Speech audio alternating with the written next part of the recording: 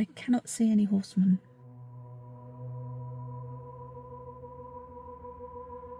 Is Prestbury the most haunted village in England? Almost. Maybe. The title for the most haunted place in England is a highly disputed topic. The semi-rural and urban edge village of Prestbury near Cheltenham in Gloucestershire is often compared with the spooky rural village of Pluckley in Kent. These places may both have their fair share of ghostly sightings and strange happenings, but they are far from similar in other ways. For example, Pluckley is a picturesque rural village sitting in miles of beautiful countryside with winding country lanes, whereas Prestbury sits to the northeast of the now busy town of Cheltenham, right next to the racecourse.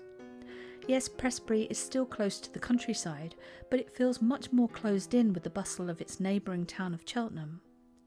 Prestbury wouldn't have always been this built up and busy though, so perhaps it would have been a good fit to be Pluckley's most haunted twin village. A comparison of the two villages can be seen on these maps.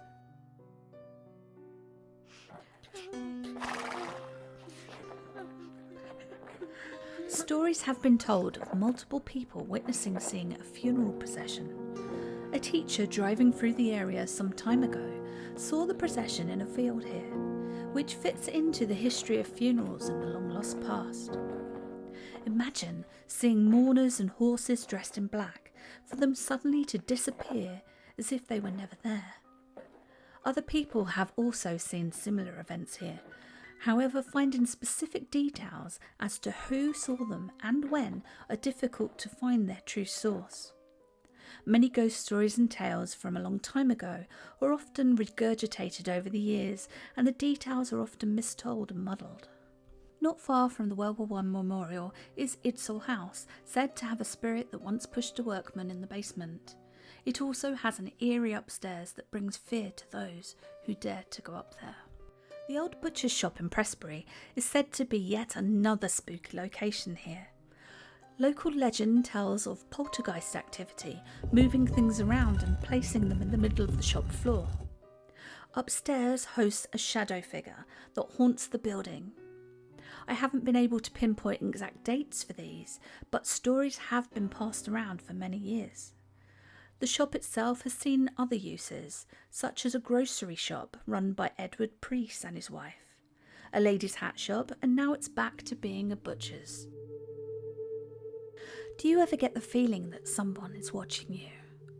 Do you stare at your windows at night and think someone is looking back at you? Well, some residents around Anne Goodridge Close and beyond have reported seeing an old-fashioned dressed woman peering through their window panes. Some of the houses, such as almshouses, were built in this area as early as 1720, and it is said that Anne Goodridge, whoever she was, donated money towards them. Almshouses are often housing people that are elderly or of poorer status, that were in need of accommodation. The almshouses in Prestbury have changed much over time, with them being rebuilt maybe in the 1960s, and some of the old residents may remain, being nosy, peering through the windows, or perhaps they're looking for their old house, or their neighbours or friends. The old post office has its share of ghostly goings-on. It is said to house the spirit of a lady called Peggy Mayhew. Peggy, or indeed any other spirit that may reside here, appears to move objects around the place. From what I can gather from hearsay, Peggy lived in this building as a child, although I cannot find any record of a Peggy ever living here. I did find records on someone that fits the name locally. The old post office, now Penny Black's Cafe, was owned by the same family for 140 years. It was opened by George Sumption in 1879 and was passed down the family until its closure around 2019. The King's Arm pub is a place where the spirit of a jockey was once spotted by a group of ladies on Gold Cup night in the 1970s. The jockey walked into the road and then vanished halfway. This may not be surprising, since it was the childhood home of the jockey Fred Archer from around 1861 to 1873. Fred's dad was the landlord, and prior to that he was also a successful jockey himself, winning the Grand National in 1858. Later in life, after much success, Fred went through life struggles and unfortunately ended things in 1886. Did the women see Fred going back to his childhood home, or was it his father, William, that they saw? Or could it have been a jockey from the neighbouring Cheltenham racecourse on Gold Cup night just nipping in for some refreshments?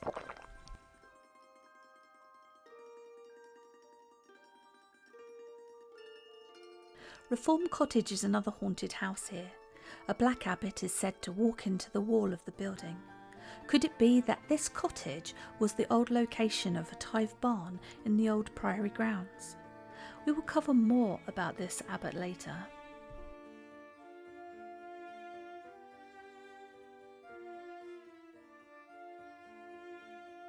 A handyman called Old Moses has been spotted around the village in some of the houses. Maybe he just wants to check whether his handiwork has stood the test of time. The ghost of a girl has been seen on multiple occasions in Presbury House, which is now Presbury House Hotel. She has been observed walking through the gardens and also in the building. Could she be the ghost of Lizzie, who used to work there? Like much of the rest of the village, hearing horses here is no exception.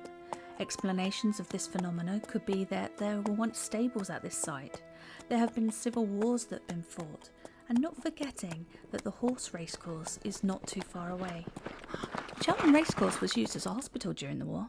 A story that is intriguing is the one of the time slip event. In the 1930s, a girl, around 10 years old, was out with her mum in the grounds of Presbury House when they walked near to the old stable block. The girl witnessed something then that would stay with her for decades. She saw people socialising that were wearing clothes from a Georgian type era. So unless there was a fancy dress party that day, this did not fit with the clothing of the 1930s. The young are often more open to having ghostly experiences that many adults do not. As such, her mother did not see anything of the sort. Decades later, the daughter did some investigating and decided to return to Presbury to try to settle the day that niggled her for years. She found out that the exact spot that she had witnessed the scene of people socialising in old clothing used to hold something called the grotto. The grotto was set up as tea rooms and gardens for the well-to-do. Everything she researched matched what she had seen that day.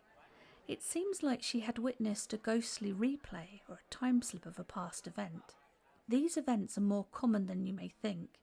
In some of my other videos, we have come across replays of the Battle of Naseby and witnesses that have seen soldiers in Cannock Chase.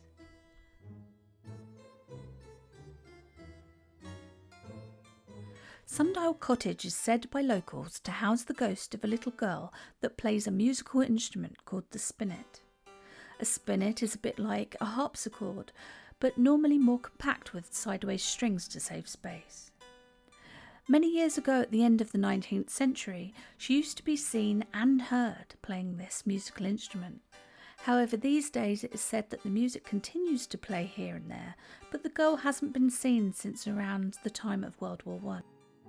The Burgage is full of history, from links to market trading, its long strips of land, to being used as a main through route. The Burgage was important during the English Civil War, with the village siding with the Parliamentarians.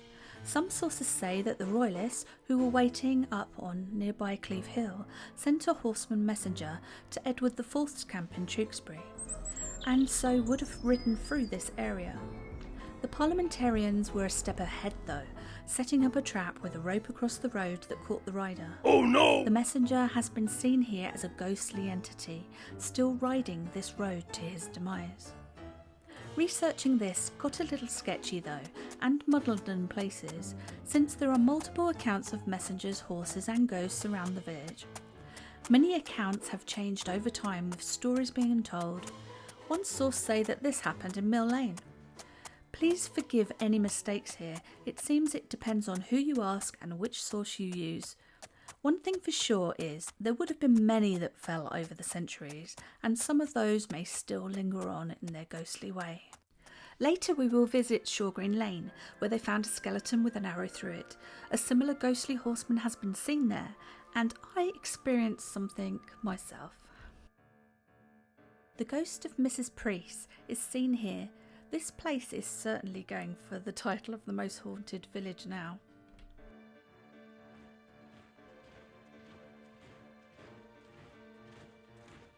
Sounds of marching men have been heard here. Could these be World War I soldiers? In my next video, I captured something that's relevant to this topic. St Mary's Church has had many sightings of a black abbot. The abbot is said to have been seen in the grounds of the churchyard, and according to the old Ghost Walk map set out by the Scouts, he used to walk inside the church in the aisles until he was exorcised and moved outside. In recent years, a group of people were walking through the alley leading to the church when one of the party said that the abbot had appeared and walked straight through them. There seems to be many accounts of this abbot in the village, and it's not surprising due to there being an old priory once sitting on nearby land. Look at that little door. It's like the narrowest door. I don't think I'll get my butt through that. They used to hold ghost tours around the village of Prestbury, but they were cancelled as a member of the church found them disruptive around the church and the graveyard. If you have the title of first or second most haunted village in the UK, I can see that it could become too busy at times. So if you are to visit, please respect the area as much as you can. It can be overwhelming for locals to see an influx of people hanging around. The Plough Inn dates back to around 1623, and it may be the case that it used to be a baker's. It is also said to host a varying number of ghosts. There have been reports by staff of coins flying out of the tills and glasses being smashed. One witness said that a person sat next to her to only disappear. One lady apparently said that she saw a man in grey propping up the bar, so she screamed and ran out, only to find that he wasn't there when she returned with other people. On the 25th of May 2019, the Gloucestershire Live News website wrote that the Ploughs Inn bar lady came in to find that glasses and bottles were broken on the floor. She claimed that they were not like that the night before. The pub claims multiple ghosts that have moved things around over the years, and reports of ghostly happenings have become less frequent than they used to.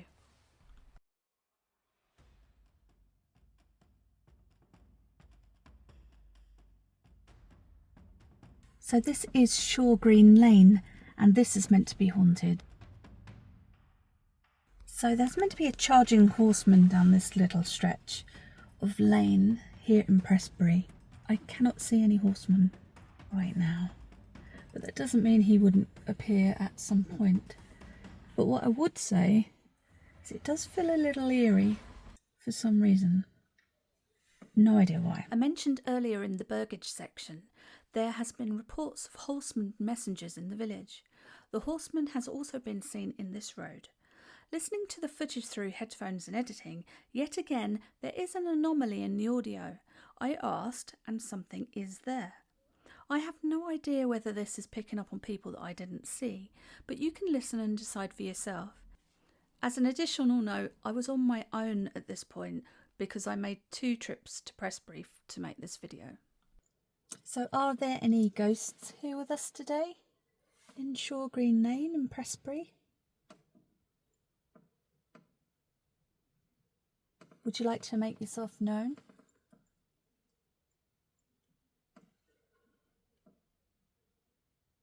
It's got a weird air to it, it really has.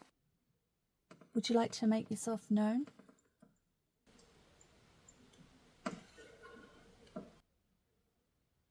It's got a weird air to it, it really has.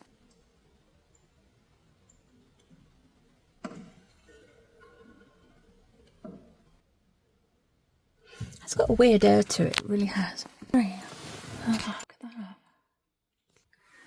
They did actually discover some remains. There was a skeleton that was actually unearthed with an arrowhead between the ribs, so that really confirmed the myth and legend of this charging horseman. They did actually discover some remains.